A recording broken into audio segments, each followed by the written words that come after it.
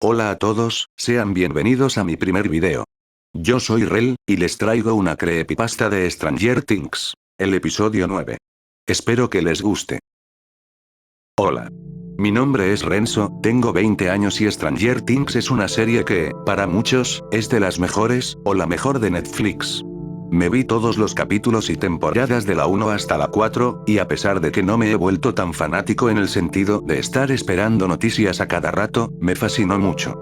Su estética, personajes, música y trama en general fueron aspectos que terminaron enganchándome, por lo que en su momento me terminaba como una temporada en 2 días. Este gusto también lo comparto con mis padres, puesto a que ellos vieron la serie conmigo y también les gustó. Sin embargo, a la quinta y última temporada la estuvieron lanzando en partes, por lo que esperamos hasta Navidad para empezar a verla. Al igual que muchos, notamos que esta temporada estuvo medio floja, hubieron bastantes inconsistencias, huecos en el guión, momentos que pudieron omitirse, acortarse o ser escritos de mejor manera, decisiones cuestionables de parte de cada personaje, una batalla final que dejó mucho que desear, y en general una conclusión que no terminó de cerrarnos. El final nos dejó con ganas de más, así que entré a Twitter para ver lo que la gente tenía que decir sobre esta temporada. Más allá de todas las críticas, encontré una teoría que se viralizó mucho, teniendo varios referentes actualizándola constantemente. Se trata del Conformity Gate. Una teoría que implica que todo lo que pasó al final es una realidad creada por Vecna, lo que explicaría por qué esa conclusión alegre se sintió tan vacía y extraña. Algunas interpretaciones dicen que esta realidad del final es una ilusión hacia el espectador, que nos oculta lo que realmente pasó. Sin embargo, la interpretación más popular es que Vecna tomó el control sobre la mente de Mike, haciéndolo ver una realidad donde termina solo y vacío gracias a su conformidad, puesto a que éste tendría sentimientos sin confesar por Will. No creo mucho en esta segunda interpretación porque siempre los vi como mejores amigos. Mucha gente usó el hashtag de ConformityGate cada vez que se encontraba una pista o coincidencia que hacía que la teoría cobrara cada vez más sentido. La teoría tenía tanto sentido que terminé enganchado a esta misma, y se decía que habría un nuevo episodio el día 7 de enero de 2026, que nos mostraría lo que pasó realmente, sin cuentos de hadas. A diferencia de la mayoría, como había visto el final unos días después de que salió sin comerme spoilers, no iba a tener que esperar mucho tiempo para ver qué pasaría. Pero luego surgieron planes para ir al campo el día 7, y como casi siempre llego cansado a casa probablemente no iba a ver qué pasaba en el horario correspondiente.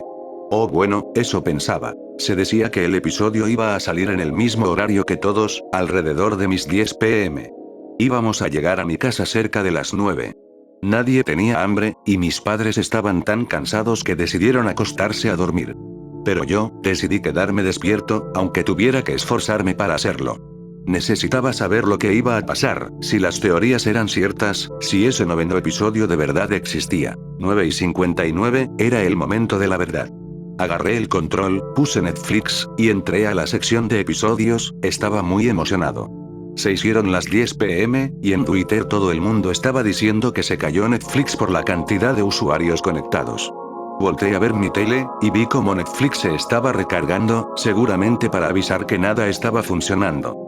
Pero no fue así. Me tomó completamente por sorpresa lo que estaba viendo. Todos los episodios de la temporada 5 habían sido borrados abruptamente.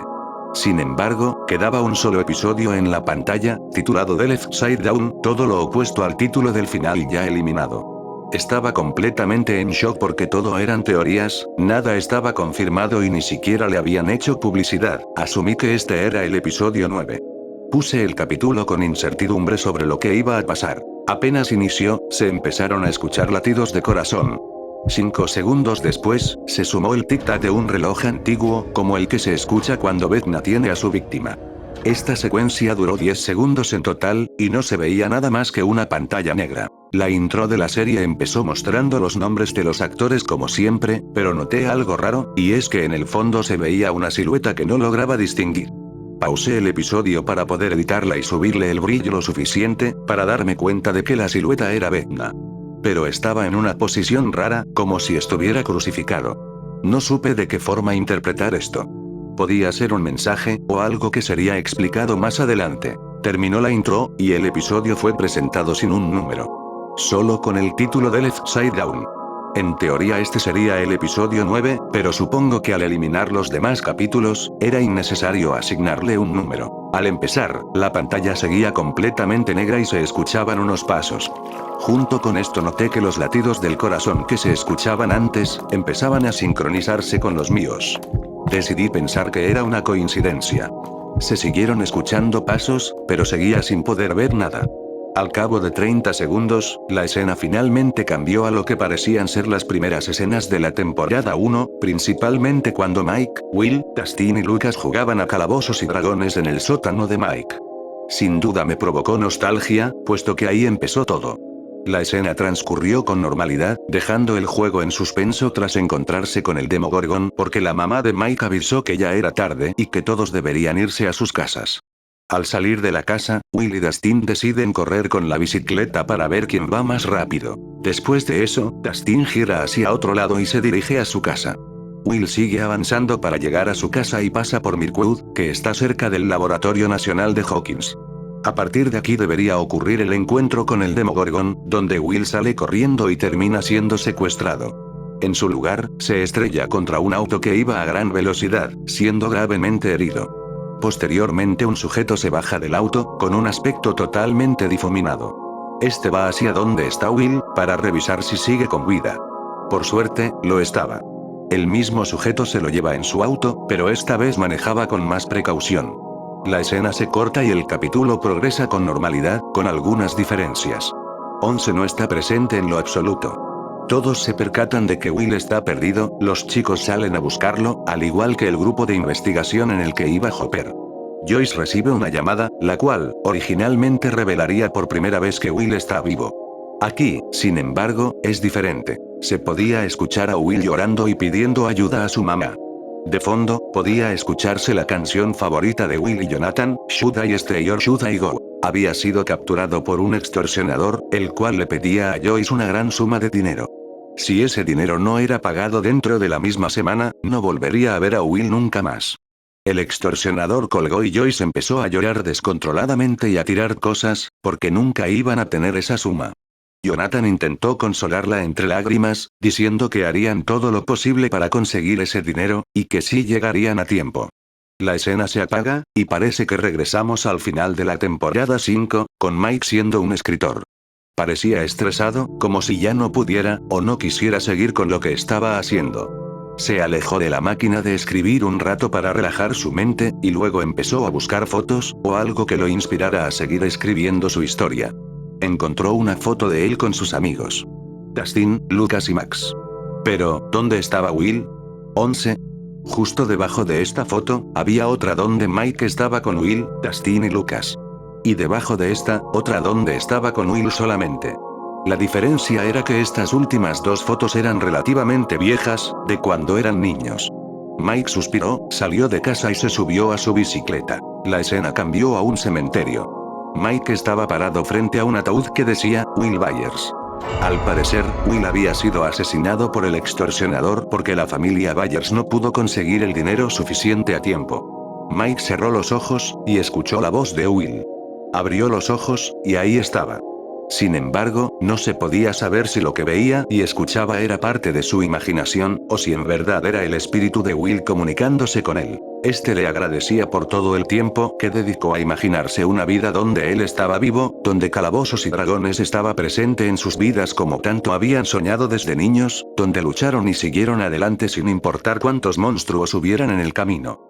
Pero, Will también reconoce y le dice a Mike que su obsesión por una vida que nunca tuvo, y por personas que nunca existieron, están acabando con su mente de forma progresiva, y que él mismo sabe que está llegando a su límite, donde la historia se vuelve cada vez más incoherente y solo quiere que todos sean felices. Ya es hora de dejar ir, Mike. Trabaja en ti mismo, y sal adelante. Hasta pronto. Últimas palabras dichas por Will. Will se desvanece, dejando a Mike solo en el cementerio. Mike estaba listo para irse a su casa, pero... de repente, se escuchó el reloj de Vecna. Todo el cielo y el entorno en el que se encontraba Mike, ahora se veía como el otro lado. Vecna apareció caminando detrás de él, y le dijo: Ya es hora de terminar con esto, Mike. Mike no estaba asustado por la presencia de Vecna, ni puso resistencia. Se dio la vuelta, Vecna empezó a elevarlo en el aire, y sus huesos se rompieron uno por uno, siendo asesinado en el cementerio frente al ataúd de su amigo, el cual apenas se despidió para descansar en paz. La pantalla se oscureció. Volvimos al punto inicial. Una pantalla negra, pasos, latidos de corazón sincronizados, y vuelve a sonar el reloj. En esos momentos, sentí una gran tensión e incertidumbre más grande de la que tenía antes. ¿Cómo era posible que nos mostraran que todo lo que ocurrió en la serie fue una historia hecha por un Mike que quedó traumado por la muerte de su amigo, para que después apareciera Vecna? Antes de que pudiera pensar en una respuesta, los sonidos se detuvieron, y escuché una voz que dijo: «Aquí estás. Sabía que eventualmente llegarías». Miré a la pantalla. Henry estaba parado, mirándome en ese espacio negro en donde se escuchaban todos esos sonidos. Similar a cuando Once se encuentra en la mente de otros, Henry parecía ser capaz de verme y de poder comunicarse conmigo mediante ese espacio. Posteriormente, volvió a hablarme. «Algunos de ustedes lograron ver a través del juego. No porque fueran especiales, sino porque yo quise que lo fueran. Fui descuidado. Dejé las grietas demasiado visibles. Y aquellos que nunca dudaron, que eligieron aferrarse a un final cómodo, a una mentira reconfortante. Ellos siguen dormidos. Y es exactamente donde deben estar. No tengo acceso directo a tu realidad. No puedo ver quién me observa ahora mismo. Pero si estoy en tu mente, entonces ya me estás escuchando. Y si me escuchas, también puedes ver todo lo que te mostré. No hay diferencia, Hawkins. Todo lo que crees saber de ese lugar fue diseñado por mí.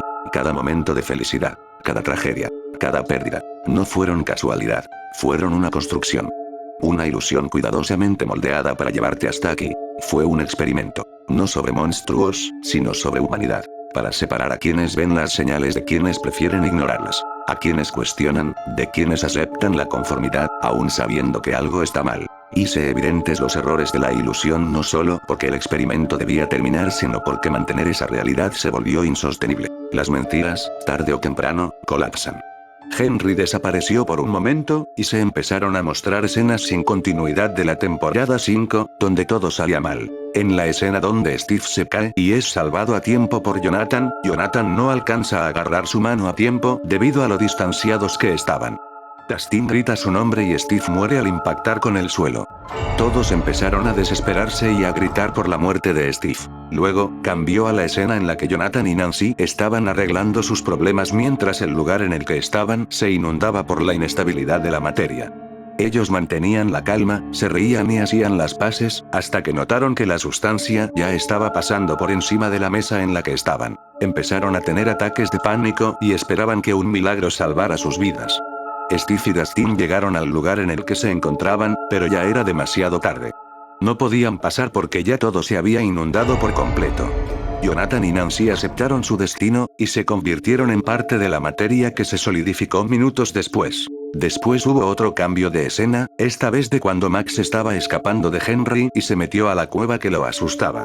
En esta ocasión, el coraje impulsó tanto a Henry que pudo meterse y matar a Max cuando ella se sentía segura. Lucas empezó a llorar en el hospital junto a la madre de Max cuando se percataron de que Max había muerto. Por último, se nos muestra a Henry con los 12 niños sentados en la mesa realizando el ritual para unir los dos mundos, con un cambio de cámara que nos muestra que todos nuestros protagonistas están muertos en el otro lado. Mientras esto pasaba, Henry me decía lo siguiente: ¿de verdad pensaste que tus personajes favoritos podían sobrevivir a todo eso? Lo que viste es lo que habría ocurrido si yo no hubiera intervenido. El destino siempre fue el mismo. La muerte solo esperaba su turno. La escena concluye con Henry llevando a cabo su plan y desatando el caos en todo el mundo. Finalmente, vuelvo a ver a Henry en el espacio negro que simboliza mi mente, y me dedica unas palabras más. Solo queda decirte esto. Gracias por participar. Lo que hiciste aquí importa, más de lo que imaginas. Y lo que comenzó como una historia seguirá teniendo consecuencias en tu realidad. Luego de estas palabras dichas por Henry, los créditos se mostraron sin ninguna música de fondo, solo con el tic-tac del reloj de Vecna. A todo esto, no podía creer todo lo que vi, no solo porque me esperaba un episodio más similar a lo habitual, con una trama más normal, como por ejemplo Mike despertando de un trance, o que nosotros fuéramos quienes despertaran de forma ficticia y se nos mostrara un final más desarrollado o lógico, o por lo menos indicaciones de una sexta temporada. No. Nada de eso. Este episodio se sintió como un golpe en el estómago por todo lo que Henry nos reveló. Las secuencias en las que Henry se comunicaba conmigo se sentían tan reales que había perdido la noción de que estaba viendo una serie, y si no hubieran pasado los créditos me hubiera quedado aún más choqueado. Después de que pasaron los créditos, al querer salir del episodio para volver a la interfaz de Netflix, la aplicación se craseó, y la saqué forzosamente. Apagué la tele, y me fui a dormir. Todo lo que pasó en ese capítulo era demasiado para procesar, parecía que todo lo que había visto era una mentira, y no solo la temporada 5, sino absolutamente todo desde el inicio. No me costó dormir, solo porque había llegado cansado a casa. Al día siguiente desperté, fui al baño, y luego a desayunar. Aún estando pensativo por el episodio, le pregunté a mis padres si ya lo habían visto, pero ellos no sabían de qué estaba hablando. Cabe recalcar, que ellos sabían todo sobre la teoría y el episodio que saldría anoche, pero me dijeron que revisaron y no había nada nuevo. Les dije que esto no podía ser posible, porque yo mismo lo había visto anoche. Puse Netflix, me fui a la sección de episodios de Stranger Things, y en la temporada 5 estaban todos los episodios que habían sido borrados y reemplazados por el episodio 9, que fue el que yo vi anoche. Pero el que vi, ya no estaba. Quería ver los capítulos para ver si algo había cambiado, por lo menos solo ver las escenas alteradas que Henry me mostró anoche, pero todo estaba normal. Todas las temporadas de la 1 a la 5, estaban sin cambiar. Les conté a mis padres acerca del episodio, pero no creyeron lo que les estaba diciendo. Acto seguido revisé las redes sociales para encontrar evidencia de que existe, aunque sea una captura, y no había nada.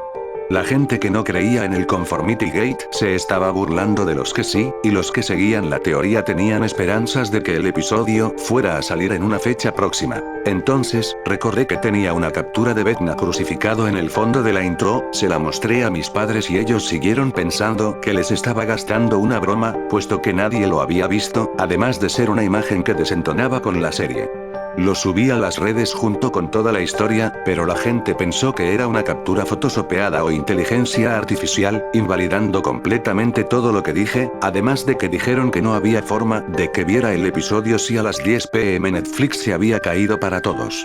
Me rendí tratando de convencerlos.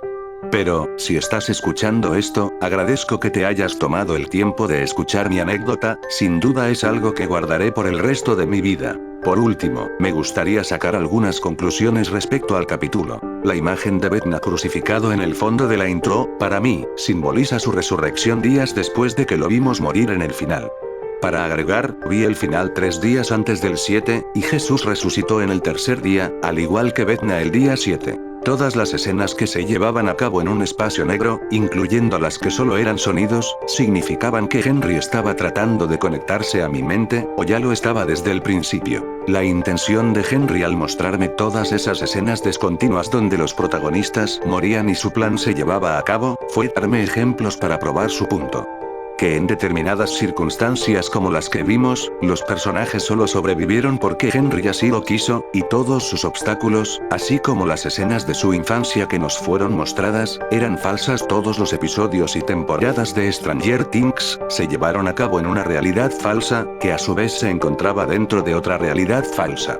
Para aclarar esto, todos los sucesos de Stranger Things como los conocemos fueron escritos por Mike, en una realidad donde Will fue secuestrado y asesinado por una persona de identidad desconocida.